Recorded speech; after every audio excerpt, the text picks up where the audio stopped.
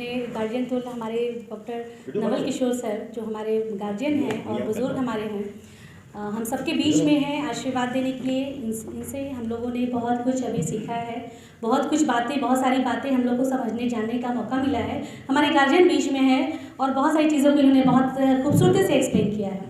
आज हम सब जानते हैं कि संविधान दिवस है और इस संविधान दिवस पे हम सभी जो भी हमारे लॉ स्टूडेंट्स हैं, हमारे भाई लोग हैं, हमारे डॉक्टर सुमंत राव भाई जो जिन्होंने ऑर्गेनाइज़ किया है, उनका मैं तहे दिल से शुक्रिया अदा करूँगी। इस रनमेंट के संविधान का जो है कौन सा है भाई अब तक एडवोकेट जीएसटी का संविधान, ये बहुत ही अच्छा इन्होंने इनिशिएटिव लिया है और मैं तहे दिल से शुक्रिया अदा करूँगी कि इन्होंने बहुत ही खूबसूरती से जन जन तक पहुँचाने की कोशिश में हैं, प्रयासरत हैं कि जो कानून की जानकारी होती है सभी तक पहुँचे।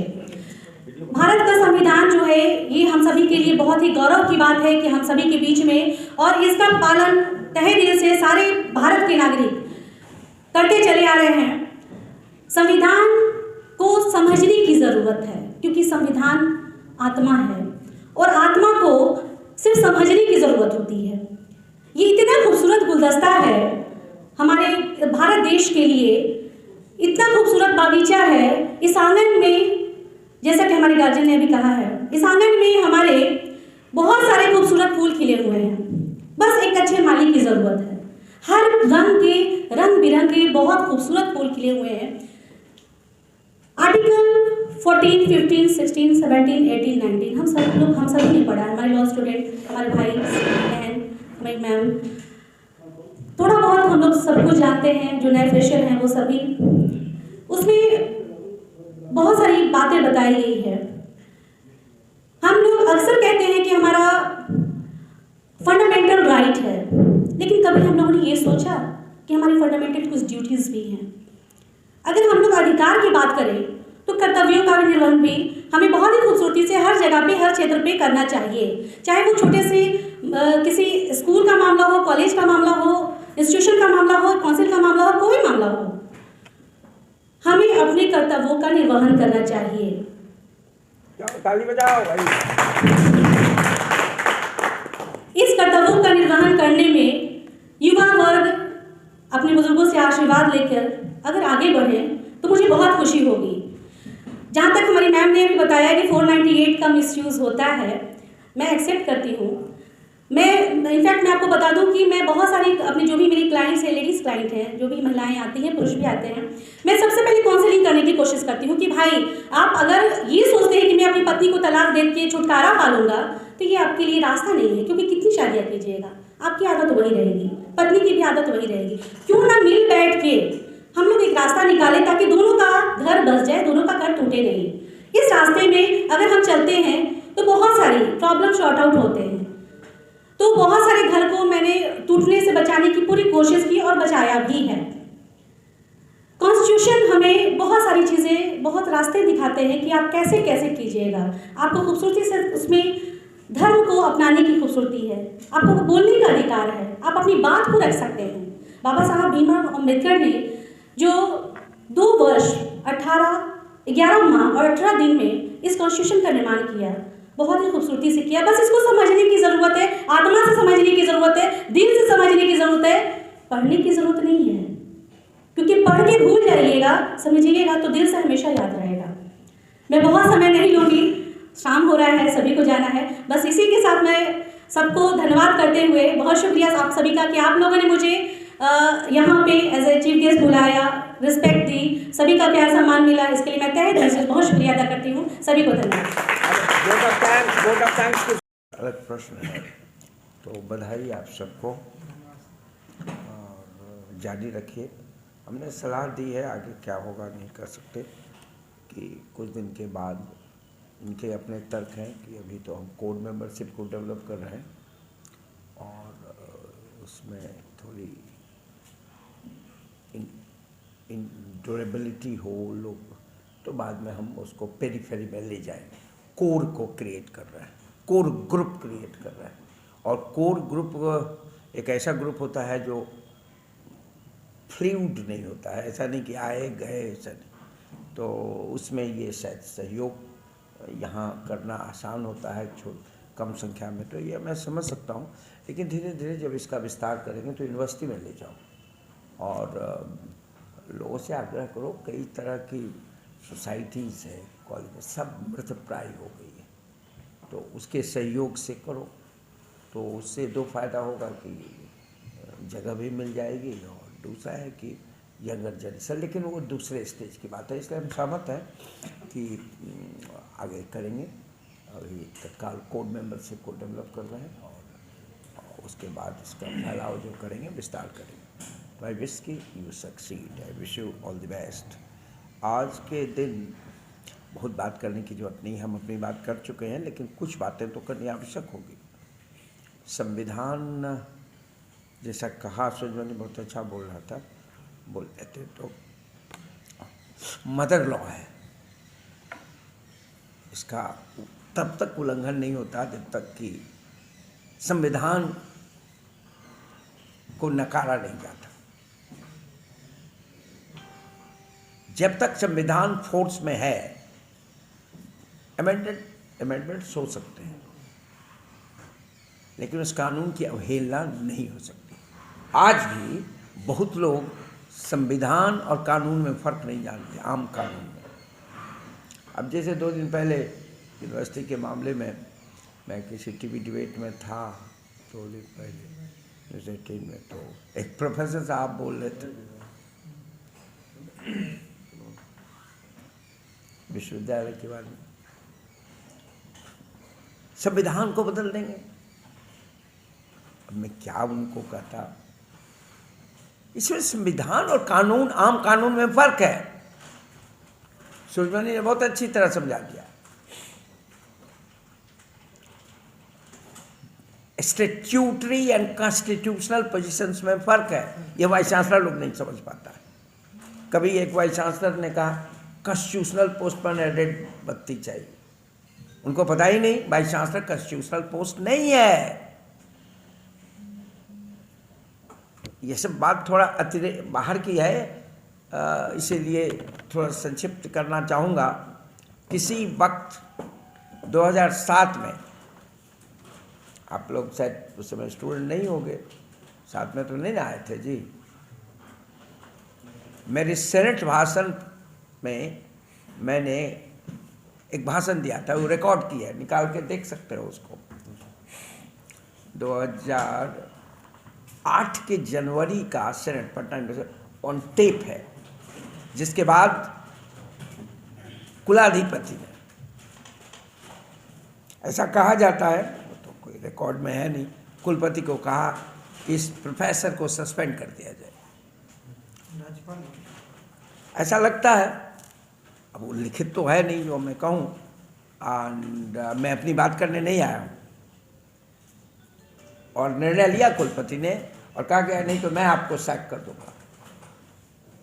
कुलपति उस समय, अब तो अभी नहीं रहे, ये जानता ही है, उनसे बहुत भेंटता था शिवाजी साहब से, और उन्होंने ये निर्णय लिया।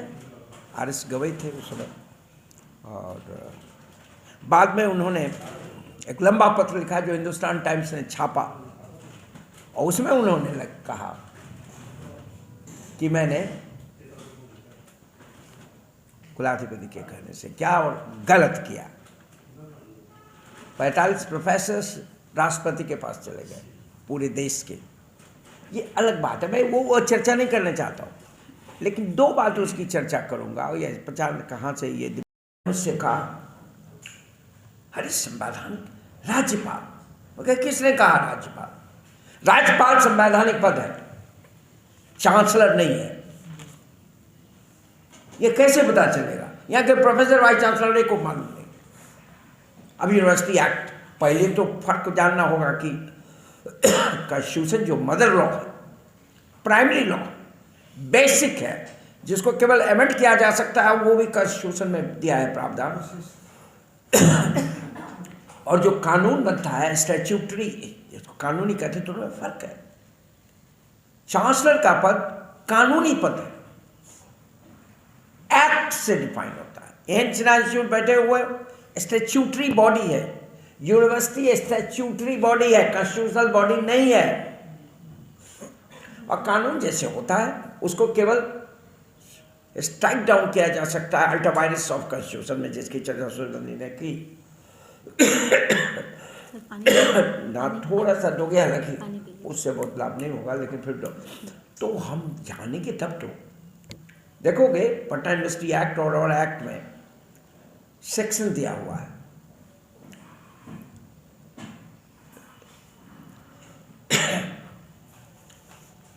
Authorities of the university.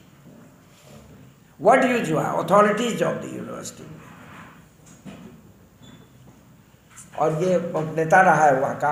Authorities of the university का मतलब होता है number 1 the senate, which is like parliament, समझ लो। द सेनेट ये अथॉरिटी नंबर 1 है। द सिंडिकेट जो कैबिनेट की तरह है वो अथॉरिटी नंबर 2 है। Authority number 3 academic council. Authority number 4 examination board. इस तरह से अथॉरिटी टर्म यूज है अथॉरिटीज। और उसके बाद एक दूसरा सेक्शन है ऑफिसर्स ऑफ द यूनिवर्सिटी। क्या शब्द है? Officers. Option number 1 the chancellor, option number 2 the vice chancellor and so on so fourth, right. अब सवाल उठता है कि चांसलर कौन होगा। तो चूंकि यूनिवर्सिटी का क्रिएशन एक्ट से हुआ है, यूनिवर्सिटी एक्ट 1917 में आया, फिर जब पटना यूनिवर्सिटी बनी, या उस समय तो एक ही यूनिवर्सिटी थी, and so on so fourth, बढ़ता चला गया। 1976 अमेंडमेंट अप टू डेट जो होता है वो यूनिवर्सिटी की स्थापना करता है। तुम लोग स्टूडेंट्स हो, जान निकल। तो एक्ट में लिख दिया गया है कि राज्यपाल एक्स ऑफिसियो पदेन विश्वविद्यालय के कुलाधिपति होंगे। अगर कोई मुख्यमंत्री अपनी मेजॉरिटी के आधार पर एक ऐसा कानून पास कर दे जिसमें लिखा जाए कि पटना विश्वविद्यालय की चांसलर शहनाज होंगी या मैडम होंगी, तो मैडम हो जाएगी, या सुमंत हो तो सुमंत हो जाएगा। Statutory position.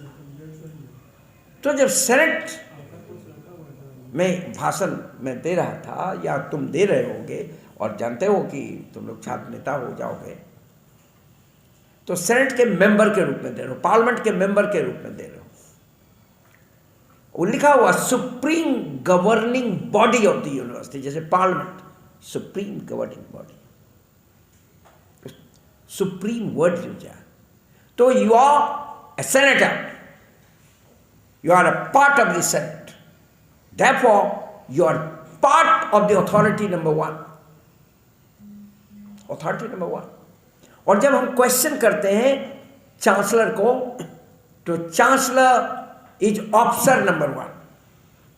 अब प्रश्न उठता है, क्या अथॉरिटी नंबर 1 अपने ऑफिसर नंबर 1 को के कंडक्ट को डिस्कस कर सकता है कि नहीं? कॉमन सेंस है कि कर सकता है। अथॉरिटी हायर पेडेस्टल पर है, कर सकते हैं। नहीं कर सकते हैं तो सुप्रीम गवर्निंग बॉडी क्या है? पार्लियामेंट में अगर इसको डिस्कस नहीं किया जा सकता है प्राइम मिनिस्टर को और इवन राष्ट्रपति को, आप जानते हैं कि इम्पीचमेंट हो सकता है। तो कैसे होता है? जजेस का इम्पीचमेंट होता है पार्लियामेंट से, आप जानते हैं इस बात को। तो सुप्रीम गवर्निंग बॉडी कैसे हुआ? तो दोनों में फर्क है। When I was questioning the conduct of the chancellor, I was not questioning the governor. हम गवर्नर को भी क्वेश्चन कर रहे हैं। हम तो 3 दिन से गवर्नर को क्वेश्चन कर रहे हैं और कह रहे हैं गो बैक। भ्रष्टाचार का जहां अड्डा हो जाता है, जो होगा सो होगा। कॉन्स्टिट्यूशनल पोस्ट का मतलब क्या है? हमको क्रांति करने का अधिकार है, लॉक ने कहा था, जॉन लॉक। और अमेरिकन कॉन्स्टिट्यूशन बेस्ड है लॉकियन आइडियाज पर। अगर purpose of the state serve नहीं होता है, state protection of citizens rights and welfare और अगर कोई स्टेट फेल करता है तो people have the right to rebel through the constitution. और ऐसा हुआ है, इसको क्रांति कहते हैं। नॉर्मल टाइम्स में ऐसा नहीं होता। आप जानते हैं फ्रांस में कॉन्स्टिट्यूशन कितनी बार बदला? फ्रेंच कॉन्स्टिट्यूशन, फ्रेंच रेवोल्यूशन के बाद जो क्रैडल था डेमोक्रेसी का, लिबर्टी, इक्वालिटी एंड फ्रेटर्निटी, ये फ्रेंच रेवोल्यूशन 1789, तो कितने बार कॉन्स्टिट्यूशन बदला। और लोगों की तो बात छोड़ दीजिए, रोजे कॉन्स्टिट्यूशन बदलते रहते हैं। तो वो भी राइट, स्टेट को उखाड़ कर फेंक देने का राइट। अगर हम महसूस करते हैं कि स्टेट अपने बेसिक फंक्शंस को नहीं कर रहा, अब बेसिक फंक्शंस है अपने सिटीजन्स के वेलफेयर के लिए काम नहीं कर रहा, we have every right, yes state has right to prosecute me, hang me. और जो कि स्टेट ने किया, भगत सिंह के साथ क्या किया? फांसी पर चला दिया। ये भी स्टेट कर सकता है, लेकिन हम फॉरफिट नहीं करते हैं राइट्स। लेकिन ये सब जो धारणाएं हैं नॉर्मल टाइम्स में, constitution is code of conduct, codified rules regulations है जो कॉन्स्टिट्यूशन में ही प्रोवाइडेड मेथड से अमेंड तो हो सकता है, लेकिन वायलेट नहीं हो सकता है स्टैट्यूट से, कानून से, अल्टरवायलेंस हो जाएगा। सुलेमानी ने कहा कॉन्स्टिट्यूशन अभी क्या कर रहा है, सुप्रीम कोर्ट फार्म लॉज को क्या डिस्कस कर रहा है। ये दूसरी बात है कि सुप्रीम कोर्ट की अवमानना के कॉस्ट पर मैं कह रहा हूँ कि वो अपनी ड्यूटी नहीं निभा रहा, उसको चाहिए था फैसला दे देना।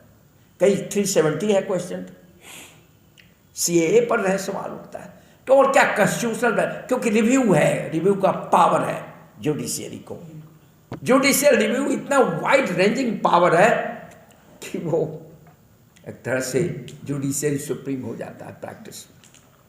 जुडिशियल रिव्यू के पावर को यूज कर रहा है, एक्सरसाइज कर रहा है, कानून को रीइंटरप्रेट कर सकता है, कॉन्स्टिट्यूशनल प्रोविजंस को रीइंटरप्रेट, क्योंकि कॉन्स्टिट्यूशनल प्रोविजंस भी हमेशा क्लियर नहीं रहता उसको राइट है कि उसको रीइंटरप्रेट कर वो एक्चुअली नया कानून बना देता है। ऑफ कोर्स एक विद इन लिमिट्स विधायिका को सब्स्टिट्यूट नहीं करता है, लेकिन रीइंटरप्रिटेशन का जो राइट है उस राइट में बहुत स्कोप है कि लॉ को डिफाइन कर देता है। अब देखिए ना क्या हुआ, right to education fundamental right तो था नहीं, आज मौका भी नहीं है और हमको जानना भी है, और एक ही दिन में सब बात मत कहो, और हमको आता भी नहीं, हम पॉलिटिकल साइंस कभी पढ़े नहीं। आई वॉज, और सारा समाज कहता है political analyst, I was never a student of political science, कभी पढ़वे नहीं किए थे, लेकिन तो इसलिए दावा नहीं कर सकते। लेकिन तुम देख रहे हो कि ये जो राइट टू एजुकेशन कैसे आए, उन्हीं कृष्ण राइट टू लाइफ से आए। Right to life is a fundamental right. Supreme court ने कहा राइट टू लाइफ का मतलब एब्सेंस ऑफ डेथ नहीं है, ये वर्ड यूज नहीं किया, लेकिन मतलब वही है। Right is not negation, right to life is not absence of death. Right to life is more meaningful and it loses its meaning without education. इसलिए उसे जोड़ दिया, उसको रिलेट कर दिया, और right to education fundamental right हो गया। समझ गए? ये दूसरी बात है कि उसी सुप्रीम कोर्ट को कह सकते हो ना कि भाई राइट टू हेल्थ भी तो होना चाहिए। सच कहिए, एजुकेशन के पहले हम जिंदा रहेंगे तो हम लोग पढ़ने उड़ने जाएंगे जी, उसी से रिलेट हो सकता। हाँ, और ये बात हम बहुत दिन से कर रहे हैं, पता नहीं क्यों नहीं सुनता है मेरी बात। कौन सुनेगा? आज साधारण आदमी की बात, मैडम की बात सुनेगा, इनकी बात सुनेगा, इनका तो काला कोट देख करके डरियो जाएगा। नहीं सर, आप लोग आपसे हम लोग को इतना ही सीख रहे हैं। Right to health, right to food, food के बिना हम जिंदा नहीं रह सकते। First is right to food, practically वो फंडामेंटल राइट होना चाहिए। Right to health fundamental right जो नहीं है, लड़ाई करो किस राइट टू हेल्थ, अभी लिखे लो एजुकेशन, और राइट टू एजुकेशन आया है लिमिटेड, उसका कितना इम्प्लीमेंटेशन होता है। ये एजुकेशन और हेल्थ फंडामेंटल है, because both are part of human development index. केवल इनकम से काम नहीं चलेगा, right to education and health, ये 3 कंपोनेंट है ह्यूमन डेवलपमेंट। और सच कही ह्यूमन डेवलपमेंट का ये भी कॉन्सेप्ट है, उसको विस्तार देने की जरूरत। जेंडर जस्टिस को समझ लाना चाहिए, सोशल जस्टिस को लाना चाहिए, जेंडर जस्टिस को लाना चाहिए, जो अभी नहीं है। महबूब हक एंड अमर सेन ने उसको ह्यूमन डेवलपमेंट का दिया, और ह्यूमन डेवलपमेंट इंडेक्स कैलकुलेट होता है, तो इसको विस्तार दिया जा सकता है। तो ये जो है कॉन्स्टिट्यूशन में प्रावधान कि वो रीइंटरप्रेट कर सकता, कर दिया ना। राइट टू एजुकेशन को कैसे ले लिया, राइट टू फंडामेंटल राइट कर दिया। तो इन चीज़ों की जानकारी कैसे होगी? अब कॉन्स्टिट्यूशन थोड़ा बहुत पढ़ोगे तब, हम भी पढ़ लिए हैं, पूरा समझ गए, सब बात नहीं है, सही बात नहीं, लेकिन पढ़ना चाहिए ना, कुछ बेसिक्स जानना चाहिए ना, मूल बात जानना चाहिए ना, फंडामेंटल्स जानना चाहिए ना।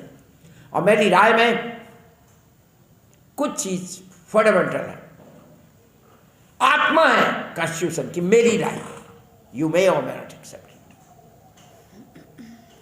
फर्स्ट एक दिन देखो, वी द पीपल, कॉन्स्टिट्यूशन कौन बना रहा है, किसको प्रदान कर रहा है?